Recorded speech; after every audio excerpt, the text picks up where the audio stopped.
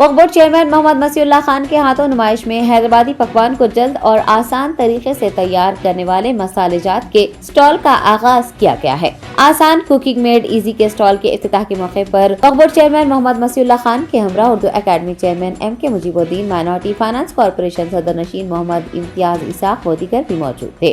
तलहा कादरी ने नुमाइश आने वाले तमाम मेहमानों से उनके स्टॉल पर आने और हैदराबादी पकवान की तैयारी के लिए उनके मसालेजात को इस्तेमाल करने की ख्वाहिश की है। अब नए ब्रांड से ऐसा शुरू कर रहे हैं प्रोडक्ट आसान नाम से, जो हैदराबादी डेलिकेसीज में आ रहे हैं।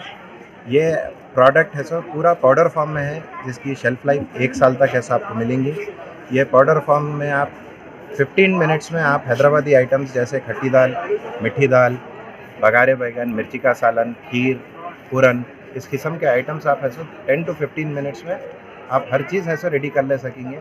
फर्स्ट टाइम ये इंडिया में ऐसा ready to cook powder form में आपको हैदराबादी डेलिकेसीज फीस फूड के तरफ से आसान के नाम से ऐसा शुरू किया गया। कितने इसमें क्वालिटीज?